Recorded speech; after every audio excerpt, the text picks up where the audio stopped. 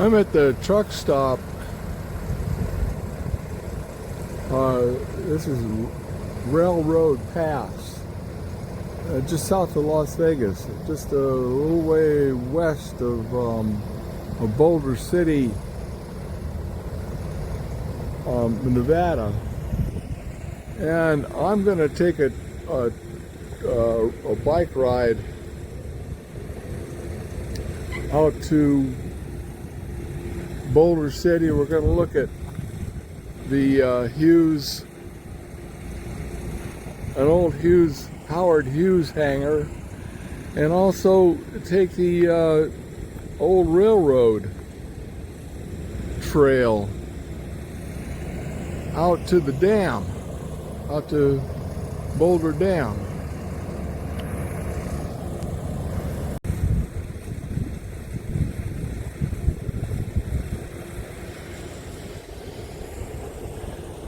This is a new truck stop. This area used to be just at Railroad Pass, the Railroad Pass Casino, which is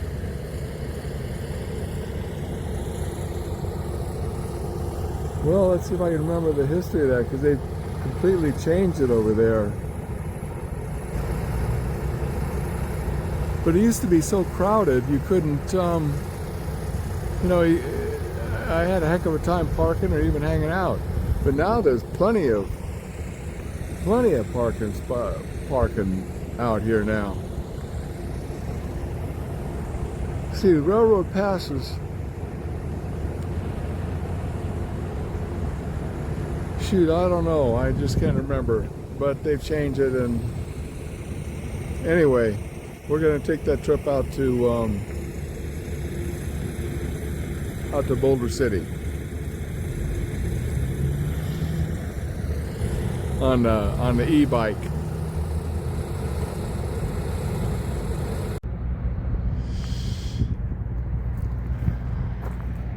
This is a Railroad Pass exit off of Interstate 11. They have built this area up so much. When I was hauling freight, Interstate 11 didn't exist.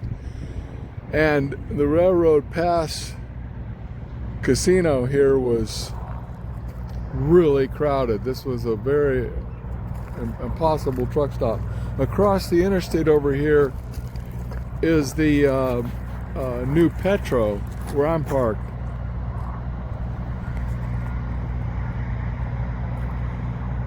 There's my truck way out there, about in the middle of the frame. They're even doing some more construction work up here on the mountain. I almost took a job. Let's be up there at the top, pushing down the aggregate.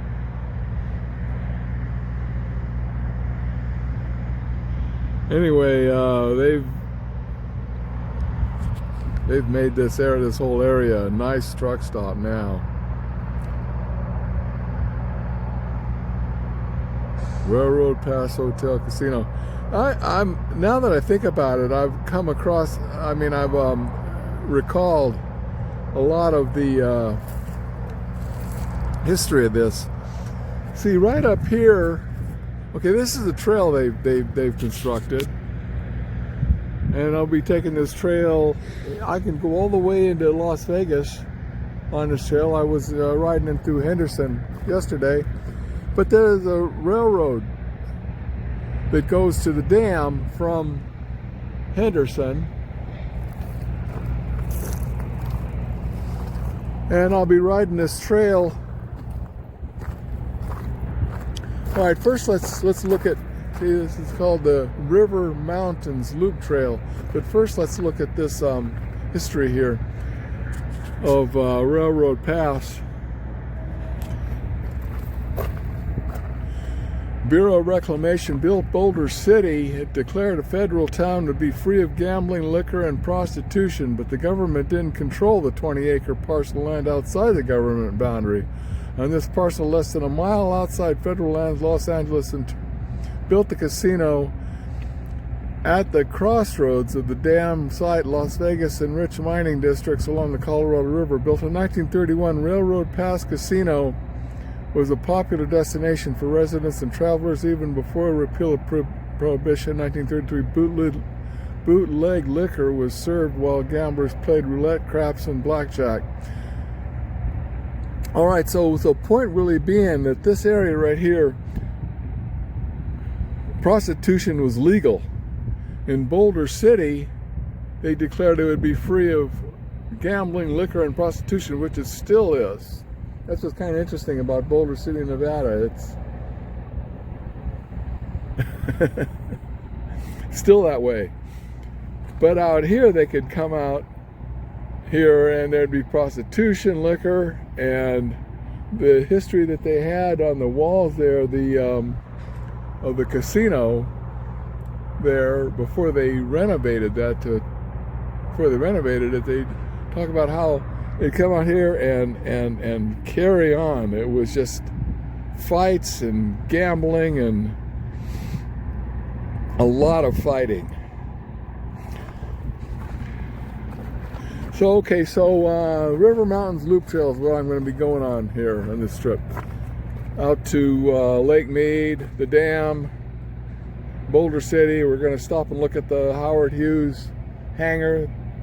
It's still an airport, so we can't. Welcome to dramatic circle, rugged mountain, desolate, startling blue. Let me see. It's been 35 miles around. Yeah, this trail goes all the way around the River Mountains, linking Las Vegas Valley to the shores of Lake Mead. Like I said yesterday, I took this trail going this way, and it goes all the way into Las Vegas.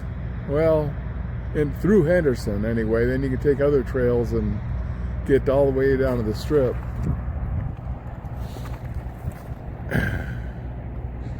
Whether on foot, bicycle, or horseback, Loop Trail provides a variety of outdoor Okay, so we're gonna skip all this, but get into some of the this way I'm going right now is gonna go into Boulder City. We're gonna take a trip out there, and I'll stop and okay, here we go. The railroad out to the dam, and then looking back toward Railroad Pass, and of course this will go all the way into Henderson, where they'd pick up materials to build the dam. You see out here to the south, yeah, those are all solar panels out there. Quite a bit of that is solar panels. I'm not real sure. I know they had a big solar project out here, and this is the Boulder Highway. This is 93, 95, and you can turn south here, which I'll do. Yeah, you see way out there, they're going south. That's the way I'll go south out to Point South, where I'm going to hang out for the winter. But going this way is going to the east, is going to Boulder City, Hoover Dam. You can also cross the new bridge out there. It'll take you to Kingman, Arizona. This is the Howard Hughes Boulder City Airport.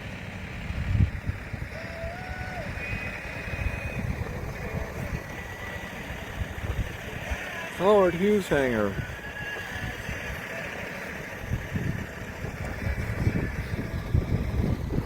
I'm kind of surprised that Boulder City hasn't made a museum out of this. It really should. So this is the airport, and you can tell by these hooks here. This is where they'd anchor a plane so it wouldn't blow away. It gets real windy here.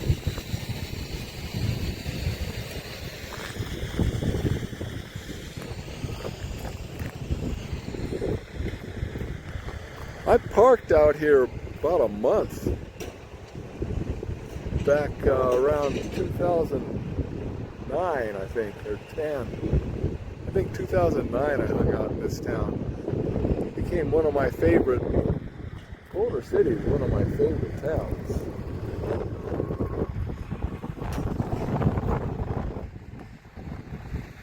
Okay, we're going to continue on this ride. So I was talking to a local guy. He's lived here since 60s, he said. And I was wrong about that being a Howard Hughes hangar. No, we're gonna go here and find out a little bit more about that. Hoover Dam was by far the world's largest dam. At the time, President Roosevelt dedicated it in 1935. Though no longer the tallest, the dam is still power to draw construction engineers from around the globe. They come to be amazed and to learn from a dam that literally changed the face of the earth.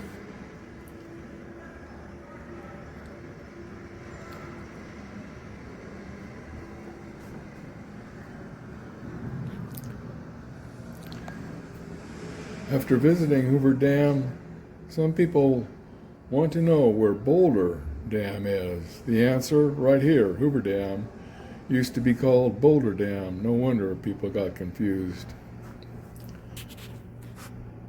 1920s engineers chose Boulder Canyon as a dam site. Later tests showed that Black Canyon, 20 miles downriver, is a better site.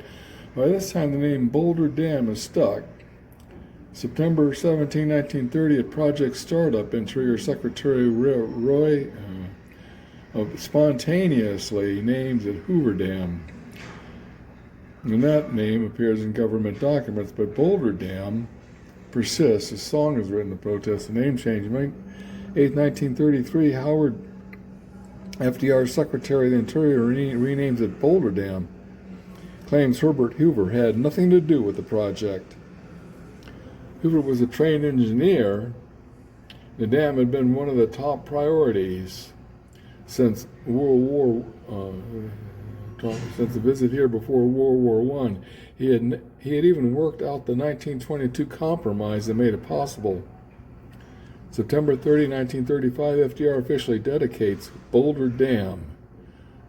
Joint resolution to Congress permanently restores the name Hoover Dam.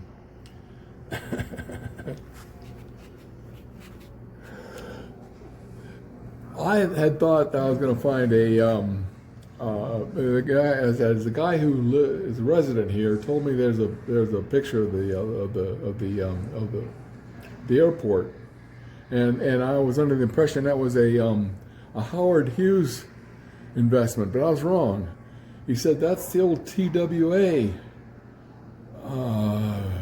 the TWA, before way back in the 30s. But anyway, we're going to go through more of this museum. This is amazing.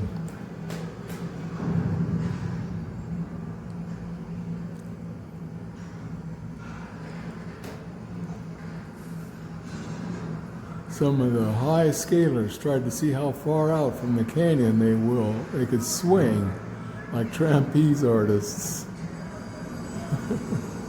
Others saw high scaling as no worse than anything else. At least you were sitting down.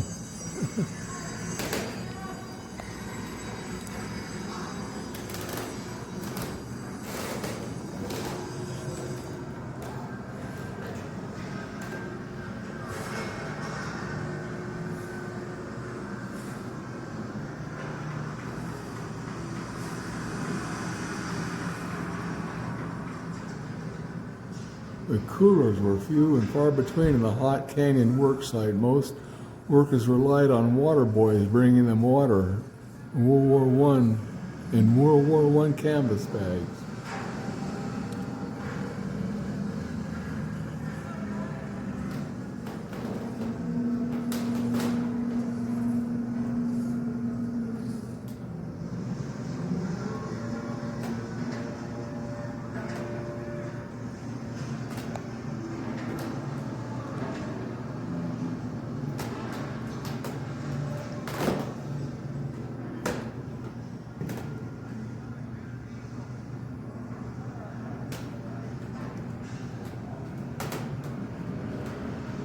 Dynamite, high voltage lines, heat, truck exhaust, and haste made the tunnels. We'll go through these tunnels here. This is the railroad tunnels. Brought materials, building materials from Henderson to the dam site. Tunnel's a dangerous place to work. Most men wouldn't complain if their lives depended on it. Those who protested openly were fired and replaced from the huge pool of unemployed standing by in Las Vegas. I'll tell you, it was tough. Where that dam being built today, as to those diversion tunnels, OSHA would have closed it down in 10 minutes. Yeah, we'll go. I'll take it. When I go down to the dam, we'll go through those tunnels.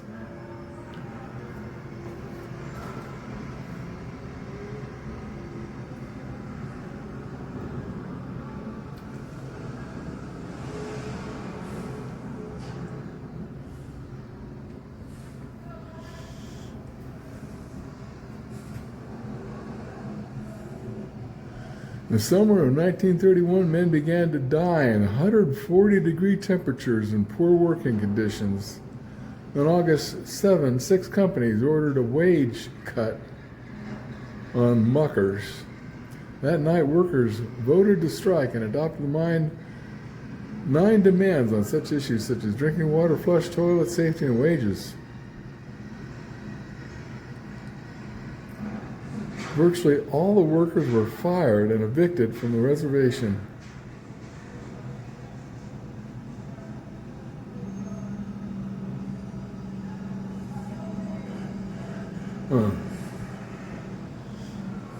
Strike at Boulder Dam. Workers stay away till, ain't that something?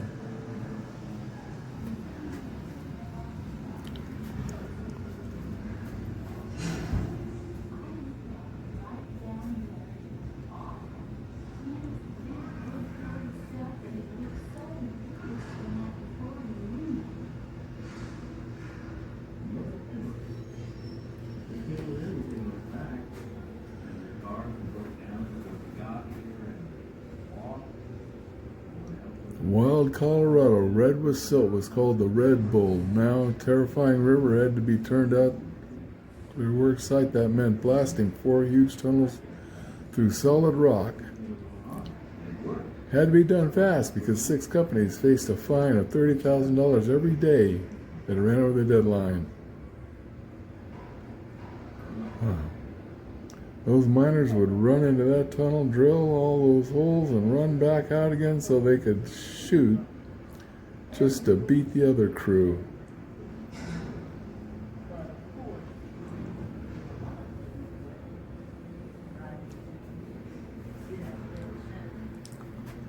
It was wild to build this dam. I'd spent my life at the river bottoms in Hoover, and a wonderful climax, the biggest dam ever built by anyone anywhere.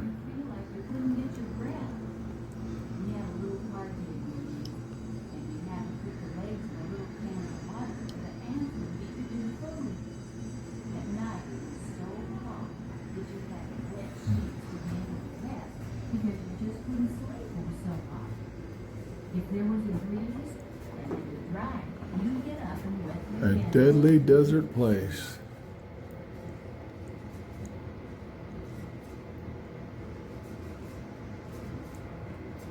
Wow. Oh yeah, I got snakes.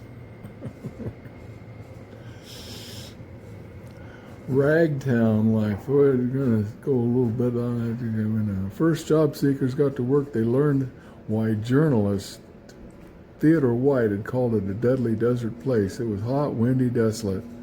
There were no houses. Boulder City was still months away from being built. A squatters' town sprang up on a barren slope. Residents named it.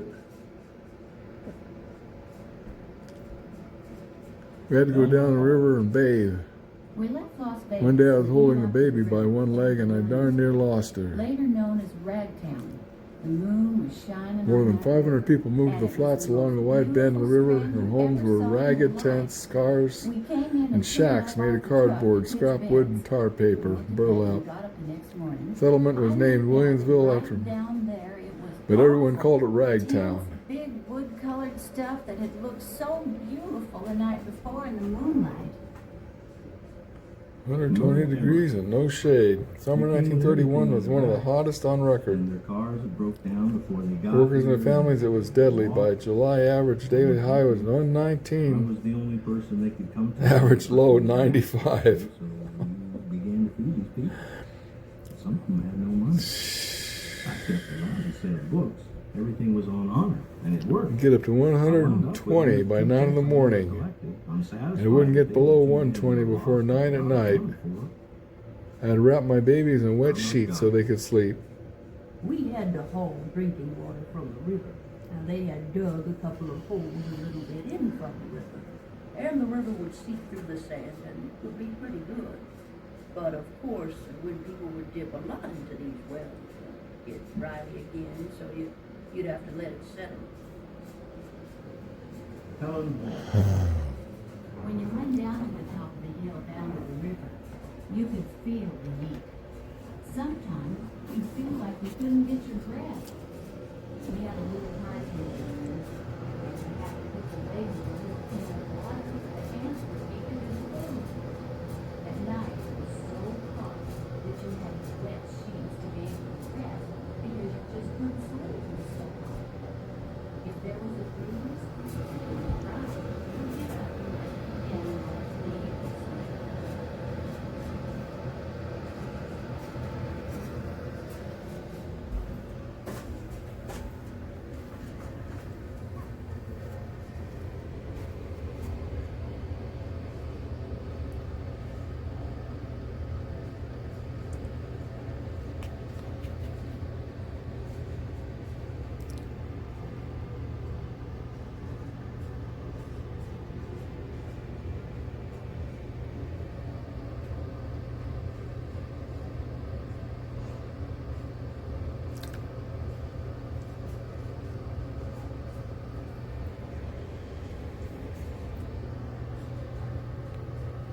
Well, okay.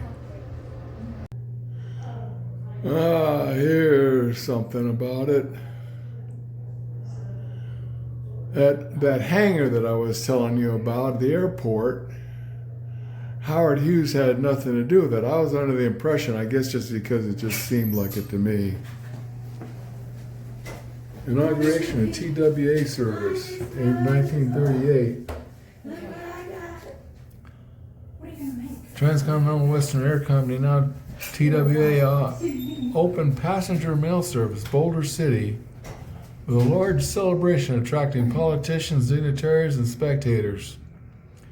Boulder City had been an airport since December 1933 when Bullock Field opened primarily to serve tourists visiting dam construction and the Grand Canyon. TWA unable to contract carry mail to Las Vegas because Western secured to contract Boulder City since with 1 mile outside 25-mile exclusion clause for the Las Vegas mail carrier. TWA used Boulder City primarily as a fueling stop.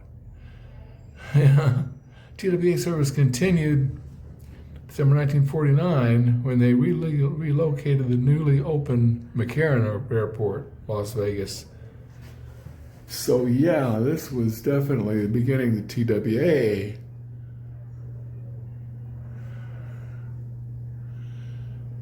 Not a Howard Hughes airport as I had assumed.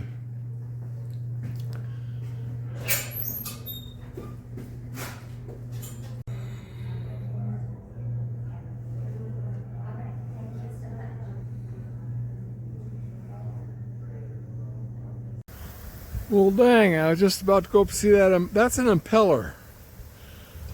And I was just about to go up there when all of a sudden the sprinklers came on.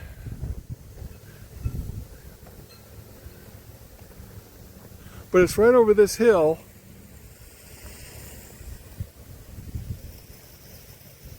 And then I get on 93 and going out to the old railroad.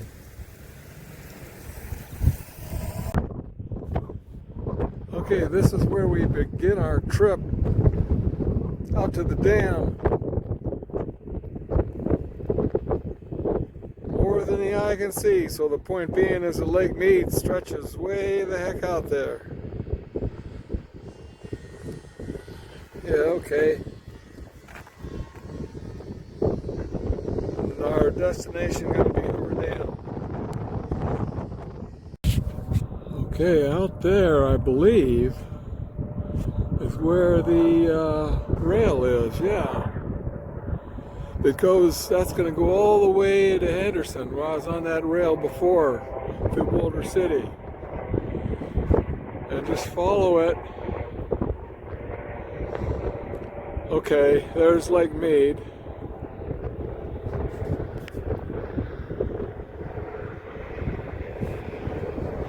And this is where the trail out to, yeah, this is where the railroad is right here. They pulled up the rails and all of the railroad ties, and that's the road out there that we're going to take out to the dam. This is the railroad that connected the Hoover Dam building site to Henderson, where all the materials were being, what would you say, stored, made, kept, trucked to, trained to, whatever. So anyway, that's the road we'll be going out on.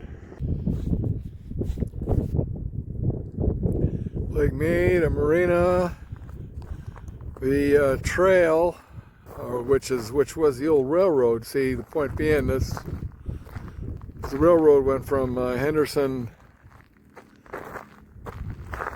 through these tunnels. This is the trail here, leading through the tunnels.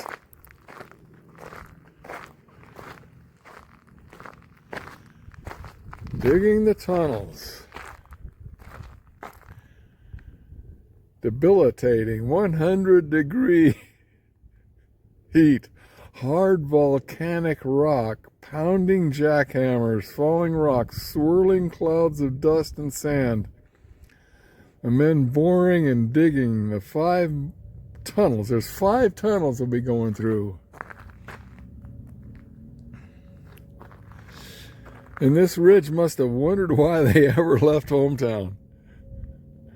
Yet despite conditions, crews from Lewis Construction Company worked round the clock in 3 shifts, completed the project for the federal government in 5 months in 1931.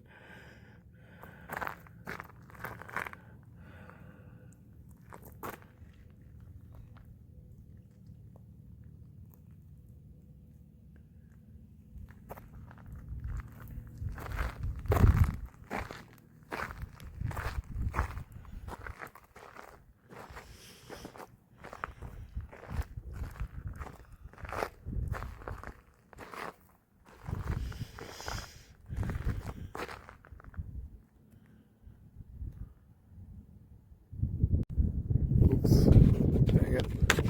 Sorry about that.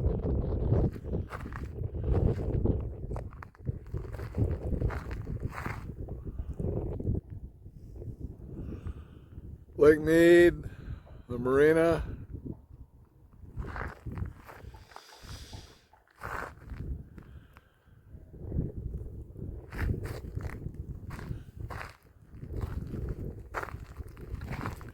Timbered tunnels. Notice the timbered framework along the vertical walls and ceiling. Tunnel 2. The tunnels are unusually large. 18 feet wide, 27 feet high. So trains could carry huge pieces of pipe and construction equipment to the dam site. Some of the tunnels along this route were reinforced with timbers to prevent fractured rock from falling on rail cars and workers if fire destroyed the original timbers in 1990. National Park Service stabilized the tunnel by restoring timbers and applying shotcrete to the walls and ceilings on the rock faces of the portals. Interestingly, this is shotcrete right here. I hauled this out to the mines in Nevada. I recognize this stuff.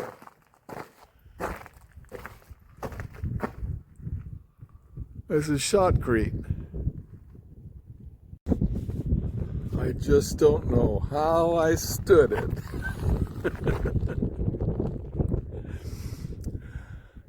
There's very little fresh food or meat in the little store. The ants were absolutely our worst problem. Ants would beat you to the food. If you had stood here in the early 1930s, you would have looked down on the wooden cabins, tattered tents, and cardboard dwellings of Ragtown. Makeshift structures housed hundreds of families that came here during the Depression to work on Hoover Dam. Conditions were primitive. Outhouses, no running water, and no electricity. While husbands and fathers were at work, wives and children dealt with summer heat and winter cold. They hauled water from the river, washed their clothes, and hung them out to dry on mesquite bushes.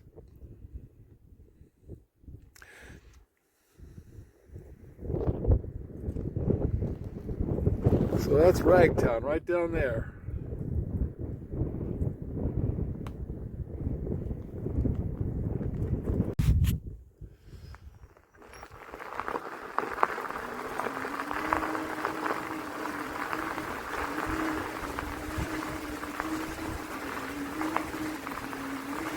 Morning.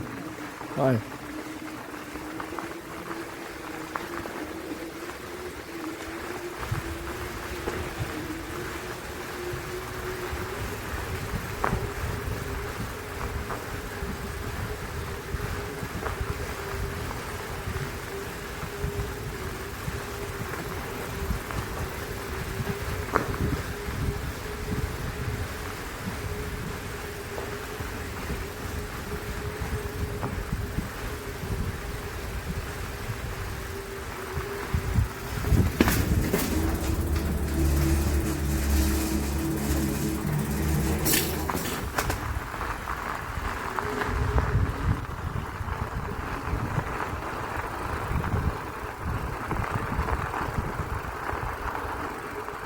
Morning.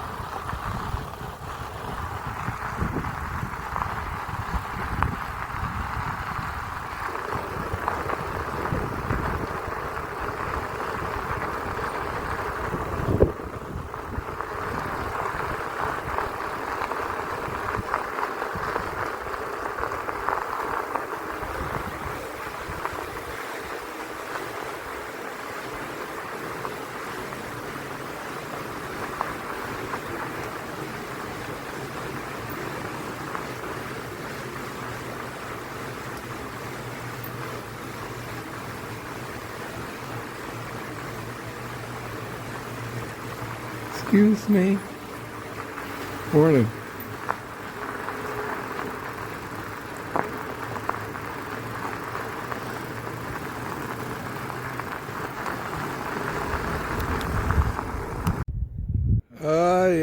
the boneyard. You know, you just imagine what the torture that these impellers endure.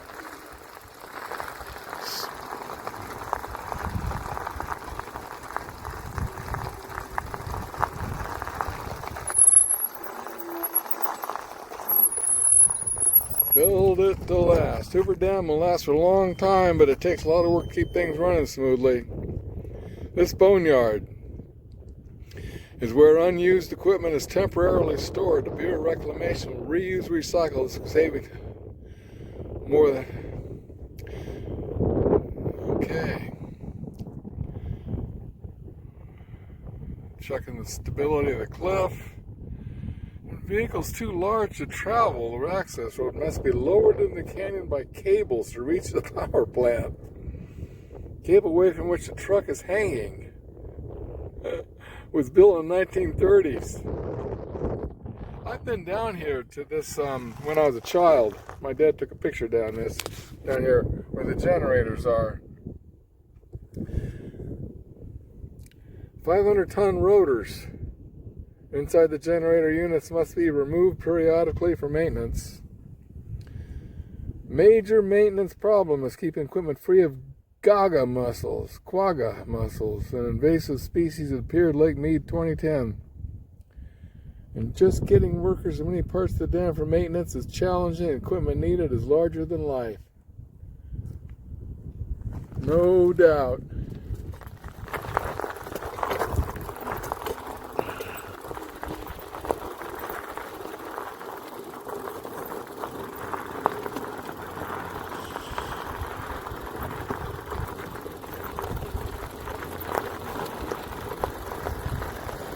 Yeah, these impellers, I can just see how they can get, you know, all, there we go.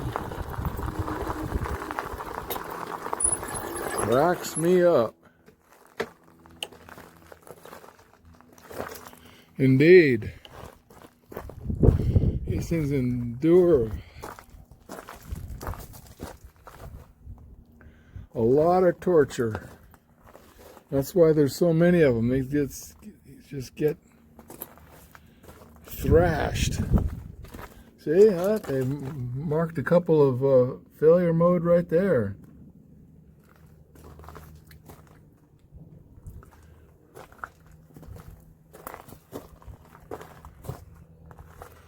I don't know why they drilled that hole. See, even these little marks here indicate.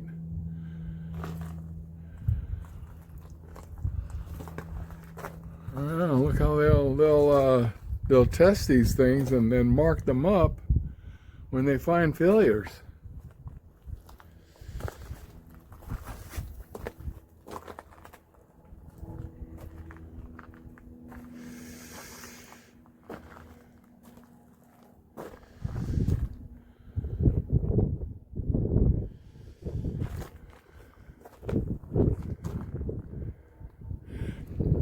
You know you're getting close to the dam when you see all these power lines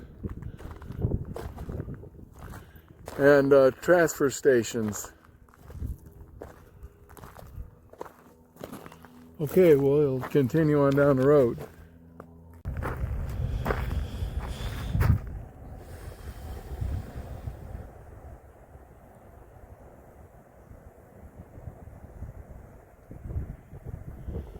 I'm still on my way down the trail here. I came down this little switchback part right here.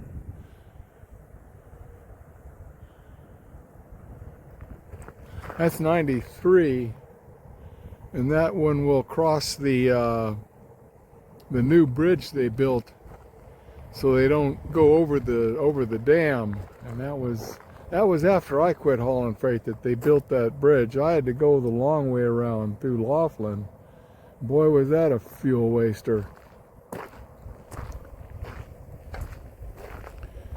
Transfer station.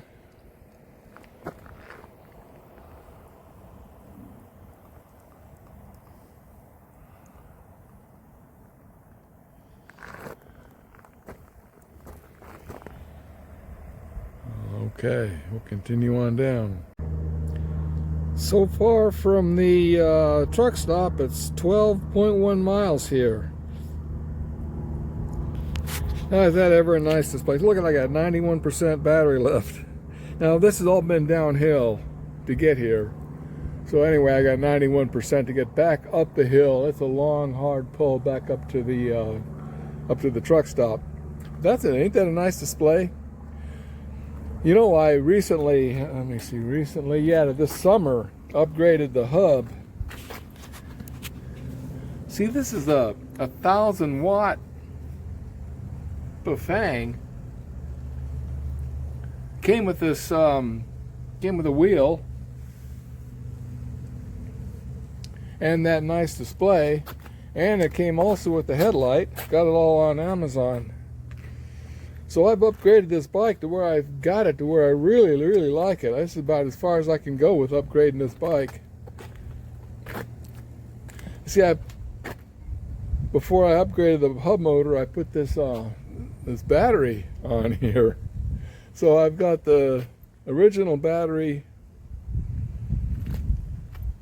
you know, that fit up there, and added this battery. So it's like I say range anxiety no more. I got all this on Amazon. Battery, the hub motor, with all the upgraded goodies, display and headlight. And the rim. Anyway, as you see, I'm parking my bike here and locked it up. At this point, I've got to go. Oh, let's see what a sign here says, no bicycles. Anyway, I got to walk down this path, and it's all, you see the power lines out there. And that's going into the canyon. Anyway, we'll walk down there, and anyway, what this path leads down to is the parking garage. I'll walk across the top of this, and I'll access the dam over this way. See, there's the new bridge, 93. That'll go to Kingman, and I never got to cross that bridge when I was hauling freight because it just didn't exist. I had to go a long way. And this road over here is the road that we used to have to take to get down to Hoover Dam, Boulder Dam, when I was a kid.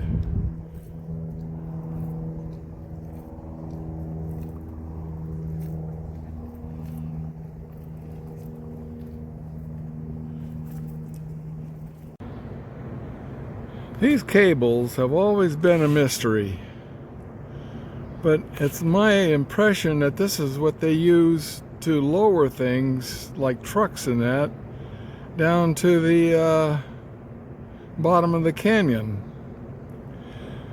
But until I know differently, that's all I know.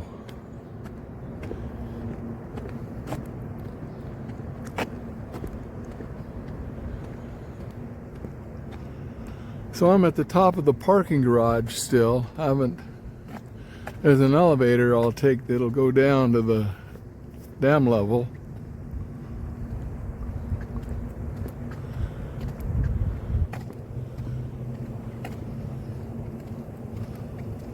But these cables here have always been kind of a mystery.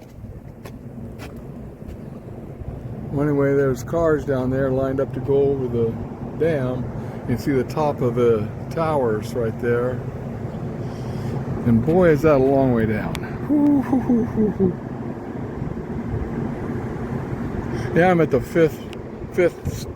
fifth level right here.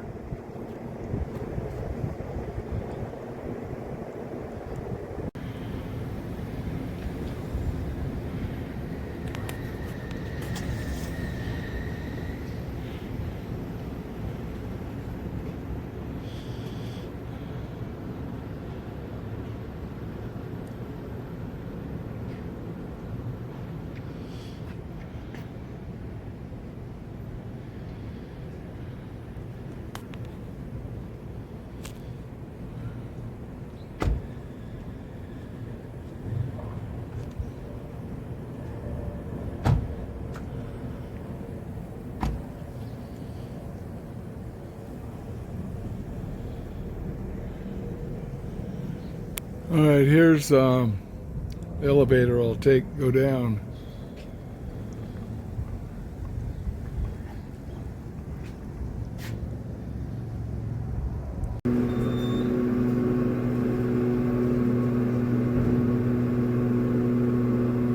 I went down one level. It started at 1801. On level 3, 2, 1. Well, I was thinking that my altimeter would go down with it, but maybe I need to go down 778. Oh, sorry. All right, from 1800 to 1750. It's always interested me the way they tip the towers like that.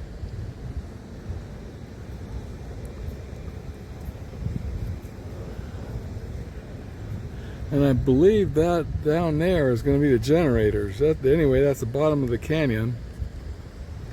And this is looking back to the dam.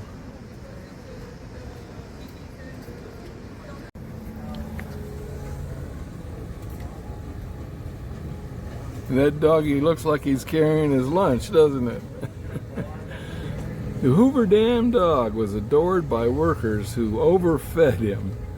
To limit his eating, the commissary prepared a single daily meal which he carried to the job in paper sack.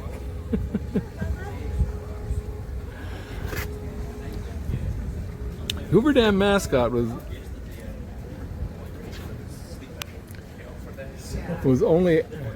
Hoover Dam mascot only acted as if he owned the dam, but without a doubt owned the hearts of its workers.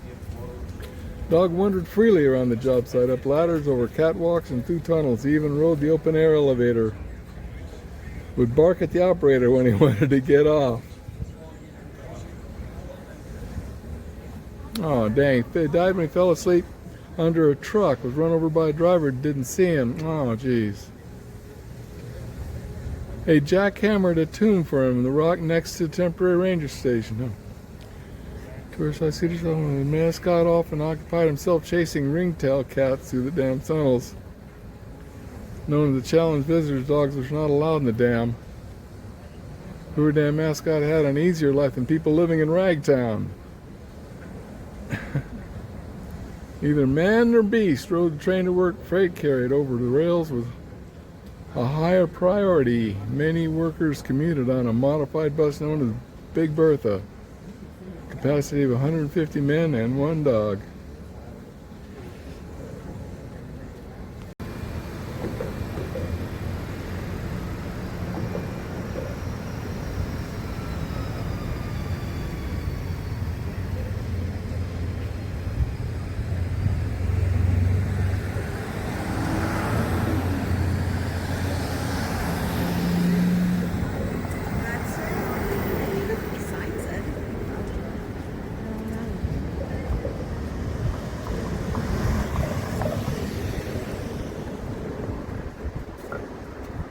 They're restoring this. I have a picture with my family. My mom is what I remember standing here. I have a picture, family photo standing here when I was a child. Yeah, I'm not brave enough for that. Yeah, that is steep. That is scary. Well, that over there is where I believe the generator is, and looking out toward the canyon. And see how they tip the... Ooh, this is scary up here.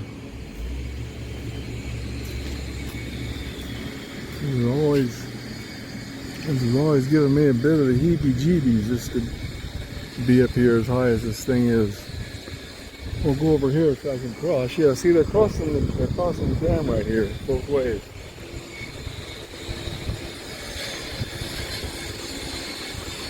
And here's I'm going to be only on the Nevada side. I'm not going to walk all the way across this. But the inlet towers. See, the water goes into the, you know, I have seen this all the way there to the top, nearly to the top. You know, the level of the water, I've seen this all the way to the top where you just, you know, felt like you just jump in 10 feet, you know. But, of course, as we know now, the level is way down.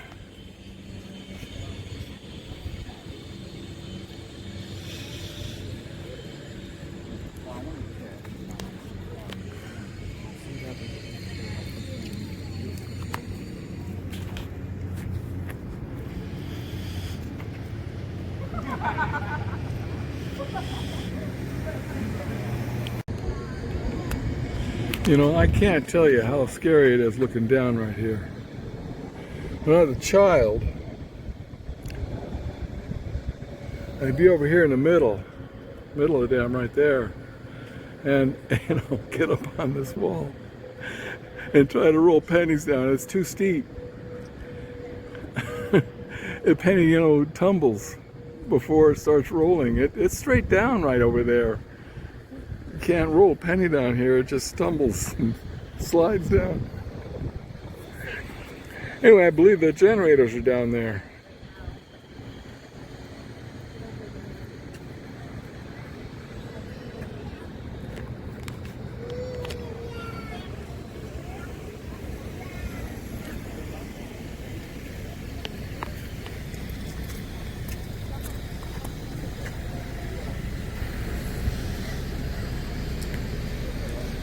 Okay, that's probably about it. I'm gonna just end this. I'm gonna go head on back up the hill and back up to Boulder City and back to my truck. But if I see anything else of interest, I'll stop and record it. I was reading about it down there, and apparently this parking, where the parking garage is built now, this used to be where they mixed concrete. But the reason I wanted to stop here for a minute is because look at us. This is sage. I know this is sage.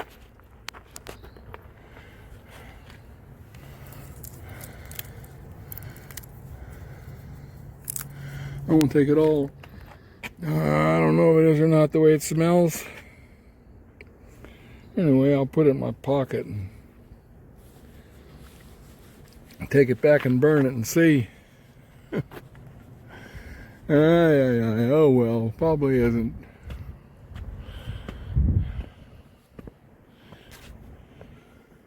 Yeah, I'm going back up here to where my bicycle's tied up.